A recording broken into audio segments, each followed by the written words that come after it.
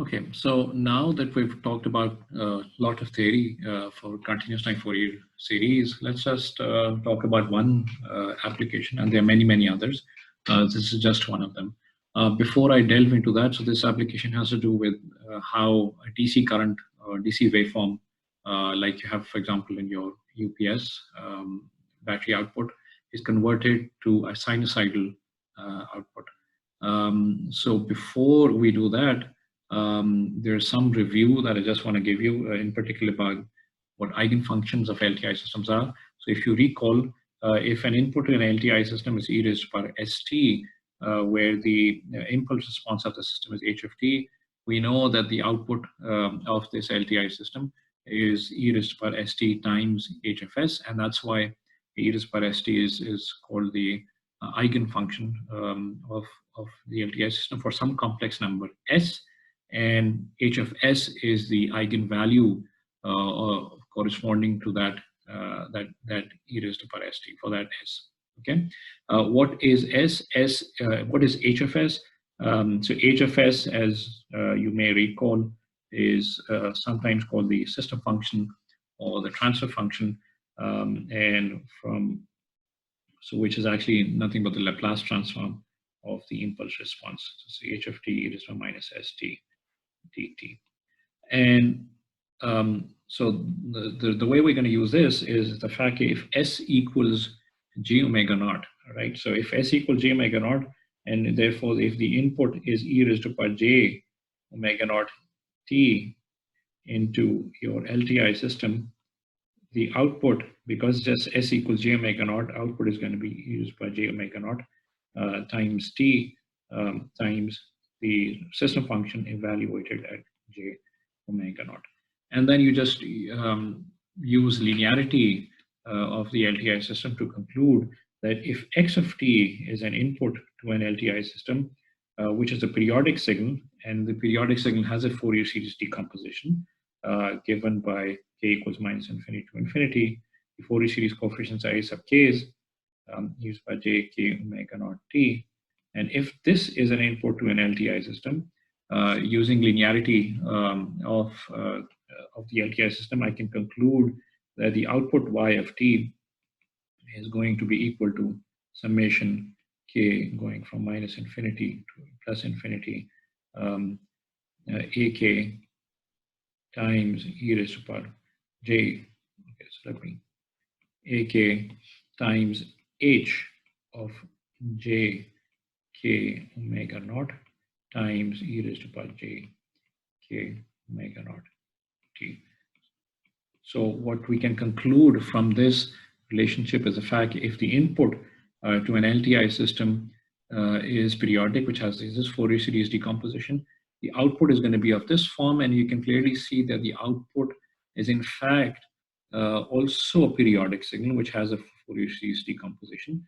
And the Fourier series in that Fourier series decomposition, these are the Fourier series coefficients of the output, and is periodic with the frequency of omega naught as well. So this is something we're going to use in what the application that we're going to talk about. So the next thing I want to review is the Fourier series decomposition of a square wave that you can see on your screens over here. So what I show here is a square wave, which is a 50% duty cycle. In other words, it stays on for half of the period and stays off for half of the period. So this is a square wave, and we know, and this is one of the examples we've done earlier, the Fourier series decomposition for this, or the Fourier series coefficients are given by this. And what I've shown here is just a plot of the Fourier series coefficients as a function of k, where k is the independent variable.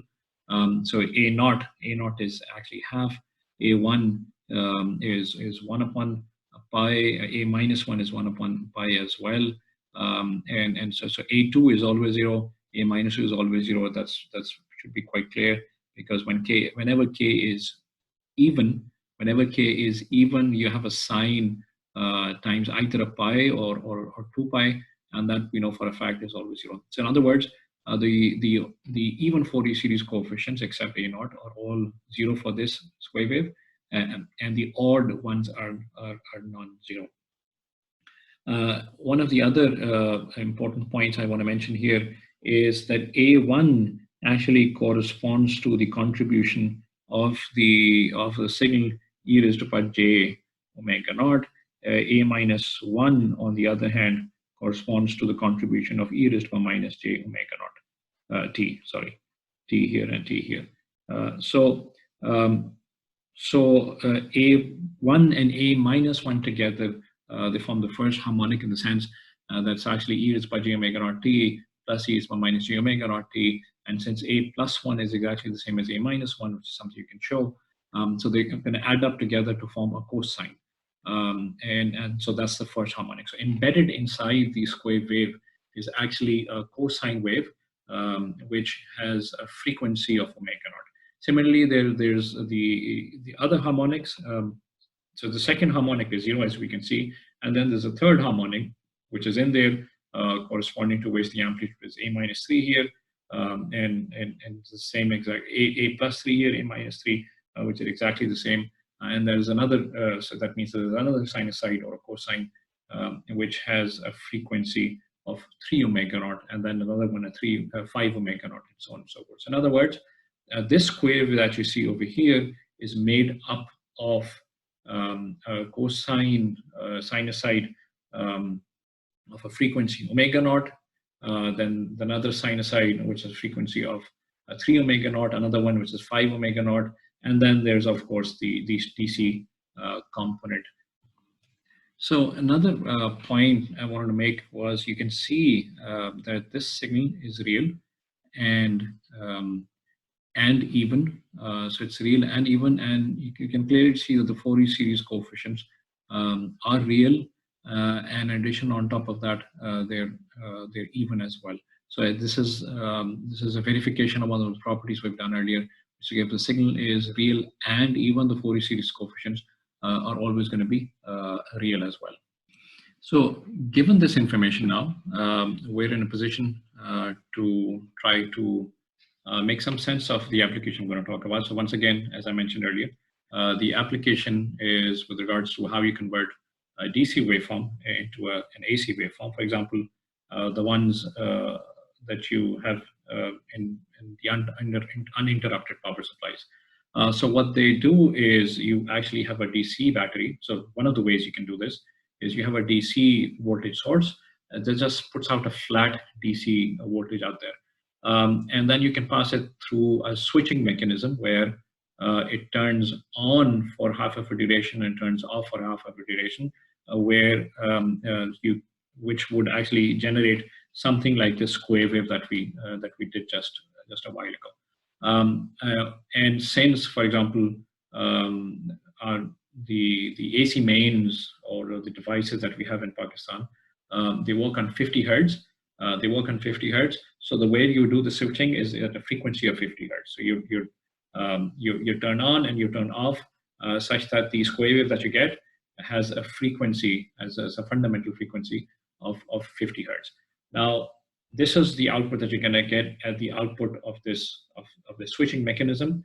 Our job is going to be to try to extract. A sinusoid or a cosine wave, if you will, which is of a frequency 50 hertz.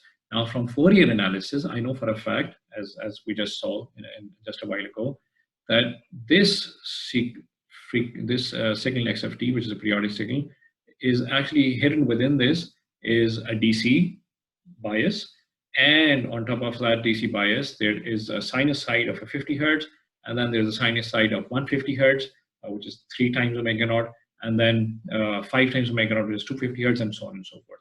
I just want to extract the sinusoid which is there at the 50 hertz. In order for me to do this, I would use the concept of that eigen functions or eigenvalues of LTI system that I just mentioned a while ago. So in other words, if I pass this x of t through an LTI system, so this is an LTI system, let's say it has a certain impulse response h of t, the output is going to be y of t, and I know that y of t is going to be equal to, from my previous analysis, is going to be equal to from k going from minus infinity to plus infinity ak h of j k omega naught times e raised to power j k omega naught t, where these ak's are the Fourier series coefficients that we just found out. Now, what we want is what we desire over here is to extract. So, our, so we desire y of t to be a sinusoid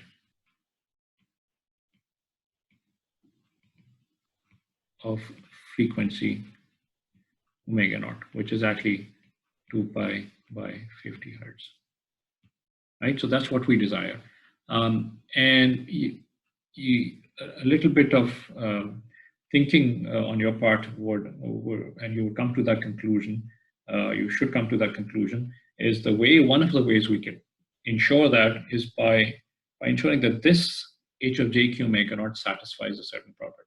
In particular, if I can design my LTI system, which has so which has if h of j k omega naught is equal to 0 for all k is not equal to plus minus 1, voila.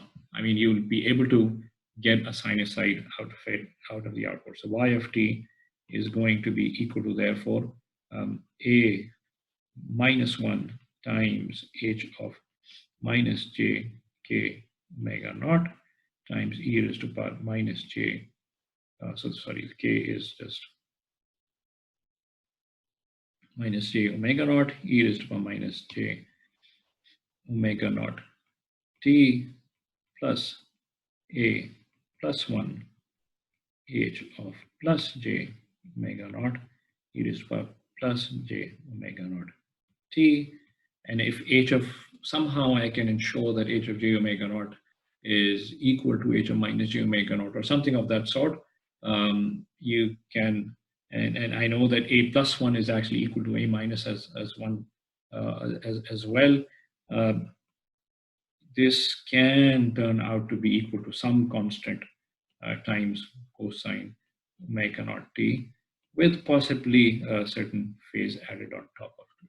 So that's one of the applications that we could use this Fourier series analysis for. This is just a tip of the iceberg. There are a lot more details here.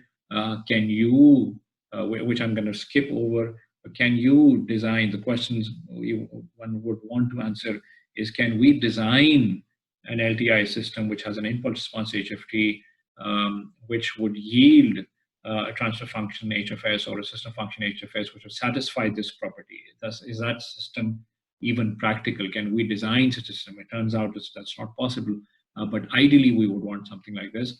And then the entire, so that's called a filter, and that's something we're going to talk about maybe in some of the next chapters as well. So the way we would want to design this filter is that you get something which is close to this, or in other words, as close to this as possible. So you would get almost a sinusoid out of the LTI system.